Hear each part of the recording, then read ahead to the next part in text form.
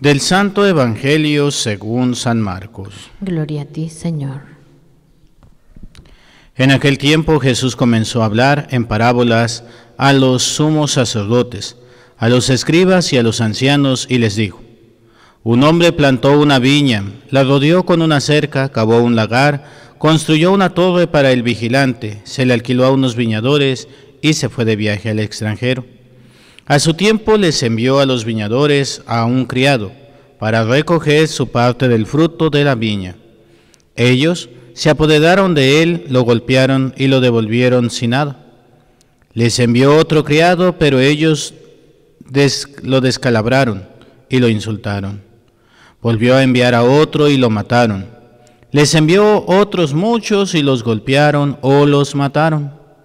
Ya solo le quedaba por enviar a uno, a su hijo querido, y finalmente también se lo envió, pensando: a mi hijo sí lo respetarán.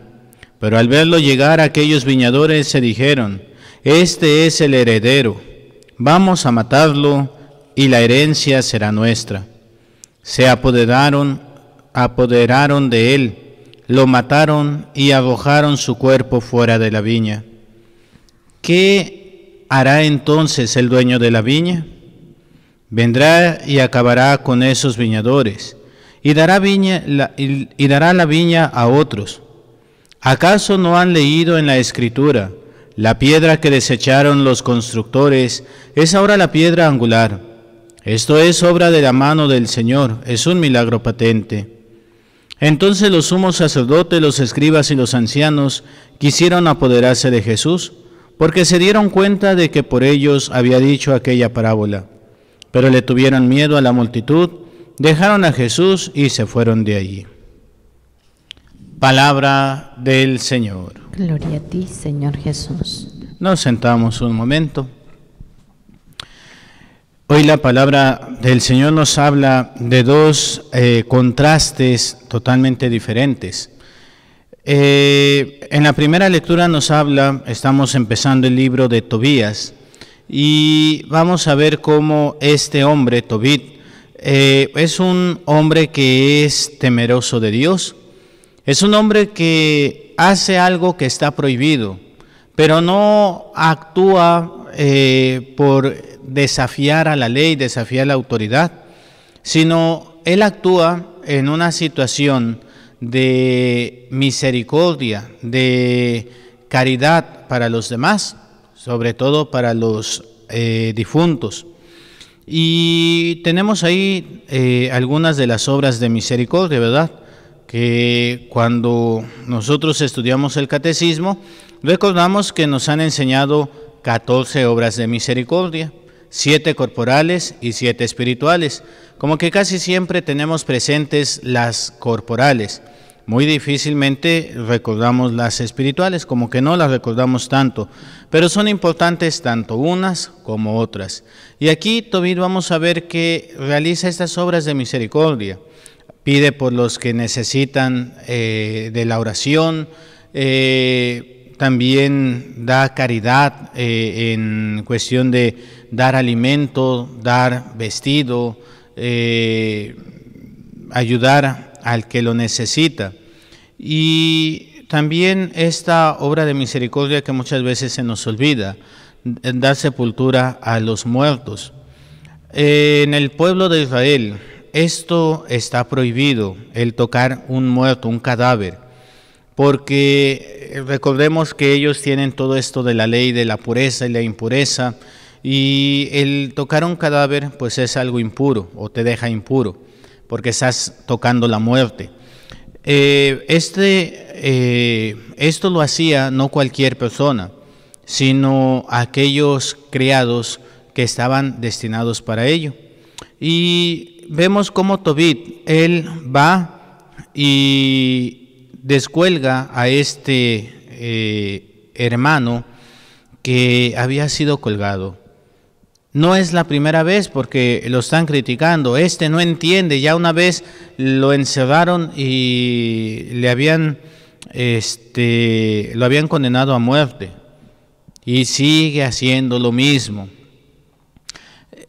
Cuando uno actúa en caridad por el otro, uno encuentra el favor de Dios.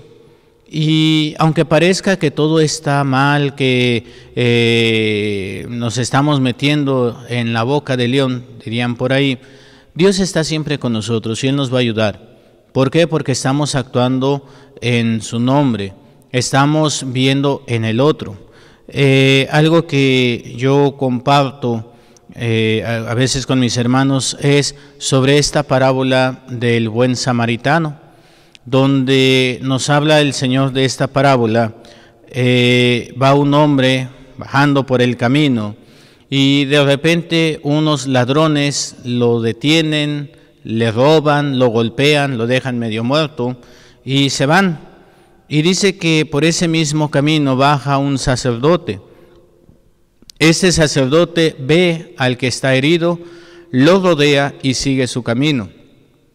Después viene un levita, que también al ver a este hermano ahí tirado, ensangrentado, herido, rodea a esta persona y sigue su camino. Y dice que un samaritano viene, se detiene.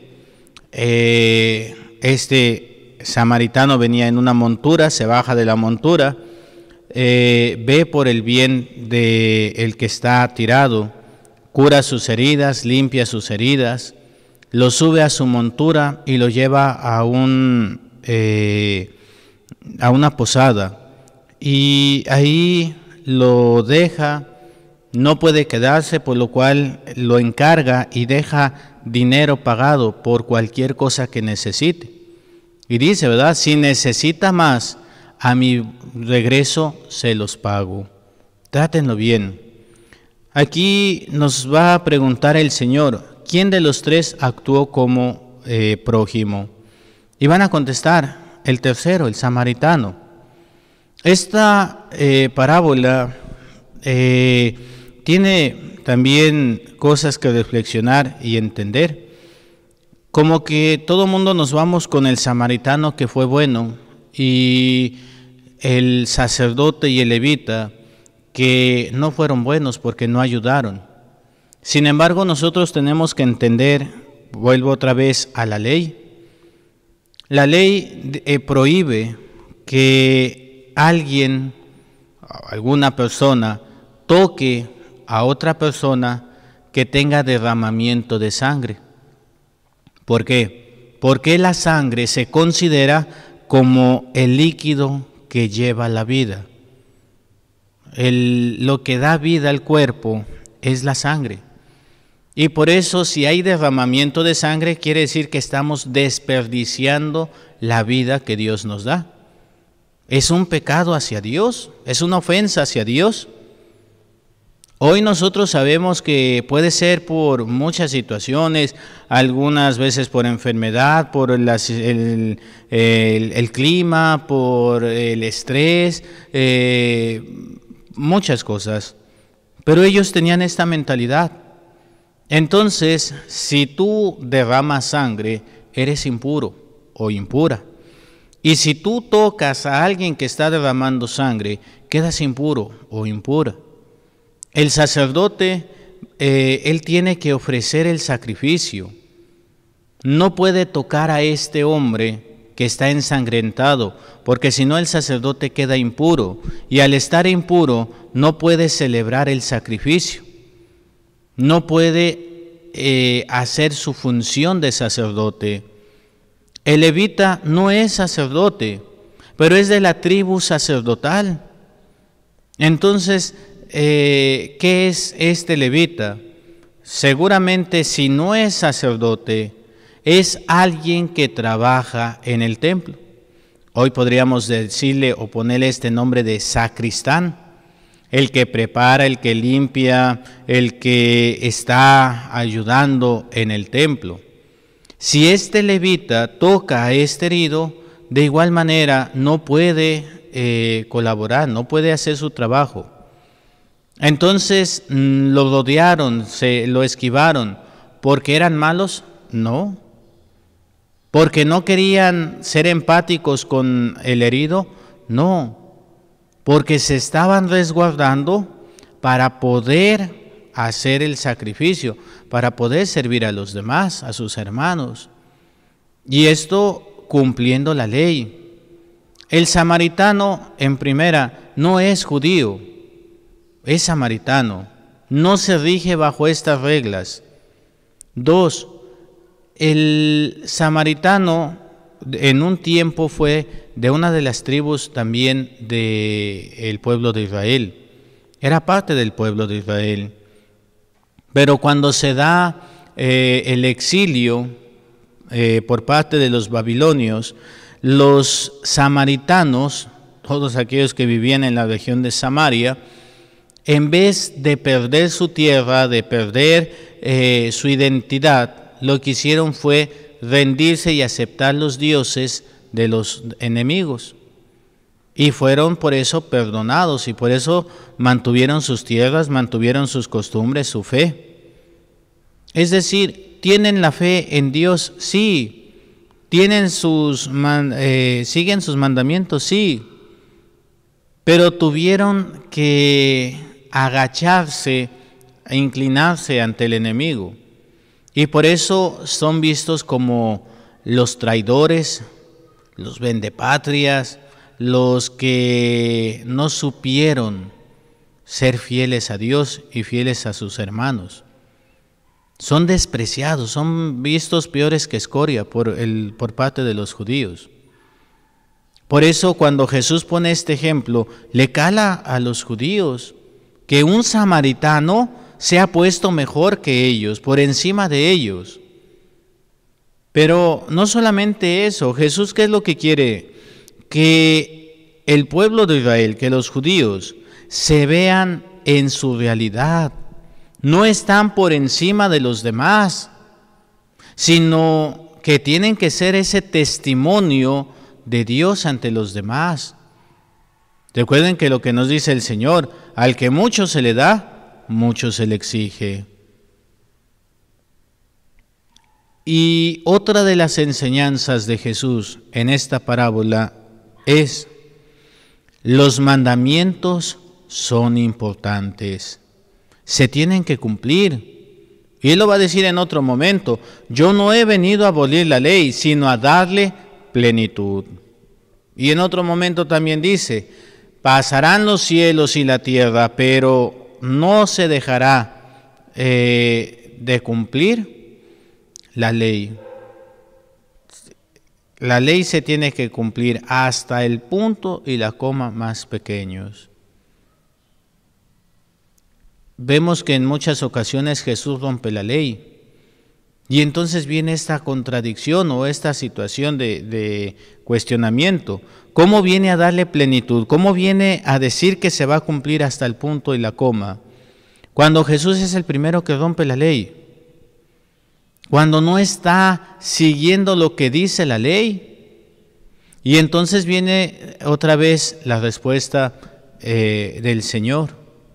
Maestro, ¿cuál es el mandamiento más grande que hay? El mandamiento más grande que hay es este: amar al Señor tu Dios con todo tu corazón, con toda tu alma, con toda tu vida, con todo tu ser, y a tu prójimo como a ti mismo. La ley de Dios es el amor verdadero, el amor que viene de Dios. Y en ese amor, en esa ley de Dios, es importante tu hermano. Tienes que respetar a Dios, pero tienes que respetar a tu hermano también. ¿Qué es más importante? ¿La ley de la pureza o la vida de tu hermano? La vida de tu hermano. Por eso el que fue prójimo fue el samaritano. No tiene que ver la nacionalidad, no tiene que ver que si esto, que si lo otro, que si es judío, si no es judío, no. El sacerdote y el levita hicieron algo malo. No, no hicieron nada malo. Cumplieron con la ley y estaban en lo correcto. Tenían que hacer eso.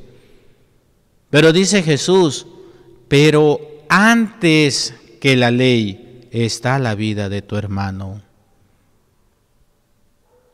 Tenemos que cumplir la ley. Tenemos que respetarla. Pero siempre va a haber excepciones. Por eso dice Jesús, ¿qué es lo que está permitido en sábado? ¿Dar la vida o dejarla perder?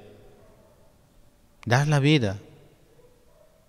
Dice, y los vio con tristeza y con coraje, porque no entendían. Esto de quererle dar muerte, de querer eliminarlo, es porque no está actuando como nosotros actuamos, porque nos está diciendo que estamos equivocados y no queremos aceptar. Nosotros queremos decir que estamos bien. Y no solamente Jesús, sino que Dios ya había mandado a diferentes de sus servidores. ¿De quién estamos hablando? De Dios. ¿Y quiénes son los servidores? ¿Quiénes son los criados que mandó ese patrón? Los profetas. ¿Y cómo fueron tratados los profetas? Como dice la Escritura, a unos los golpearon, a otros los injuriaron, a otros los mataron, pero ninguno se salvó de no ser ofendidos. ¿Cuál es el profeta más grande que tiene el pueblo de Israel? Elías. Cuando la transfiguración dice que Jesús sube al monte y dos personajes aparecen hablando con él, Moisés y Elías. Moisés, que representa toda la ley, y Elías representa a todos los profetas. Algo curioso, ¿cuántos capítulos tiene el libro de Elías en la Biblia?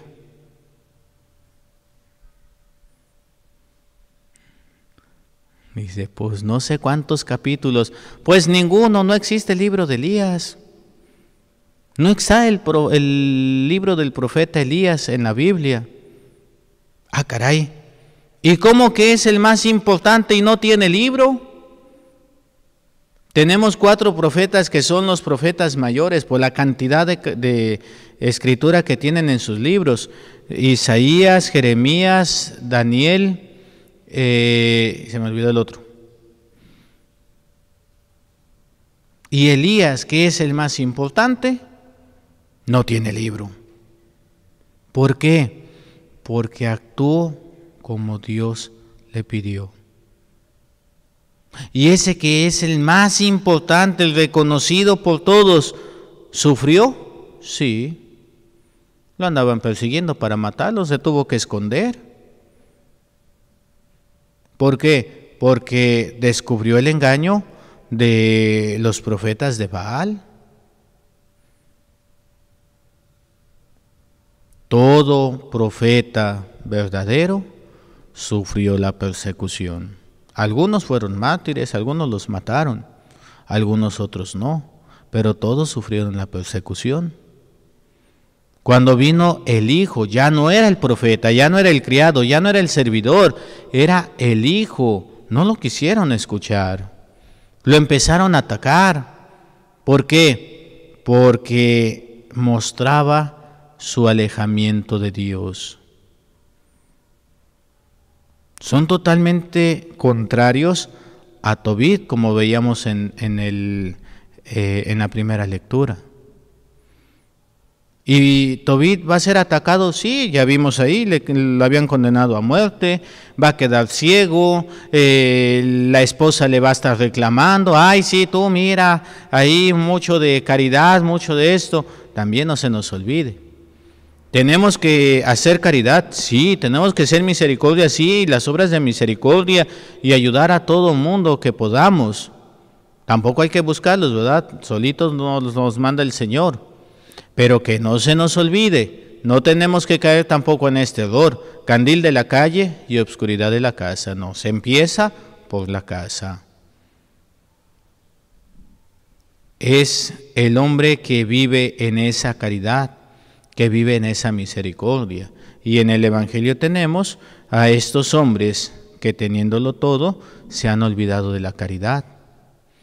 Viven una falsa fidelidad.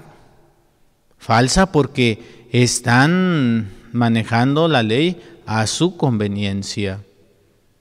Cuando les conviene esto, cuando les conviene el otro. Jesús es el que va a decirles, no están bien, no es por ahí, están fallando y por eso lo quieren eliminar. Pero no pueden porque no es el tiempo. ¿Qué es lo que nosotros tenemos que hacer? Tenemos que escoger de qué lugar estamos. Dice el Deuteronomio, mira que pongo delante de ti el bien y la vida, el mal y la muerte. ¿Qué escogemos? A lo mejor ahorita me dicen ustedes, el bien, Padre, y la vida eterna, la santidad. ¿De veras?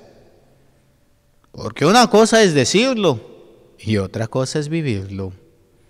Una cosa es que tú digas, yo quiero ir al cielo. Otra cosa es que tus obras digan que quieres ir al cielo. Tengo que estar en esa cercanía para con Dios, en esa oración, pero también poner en obra mi oración. Que mi oración se eleve a Dios en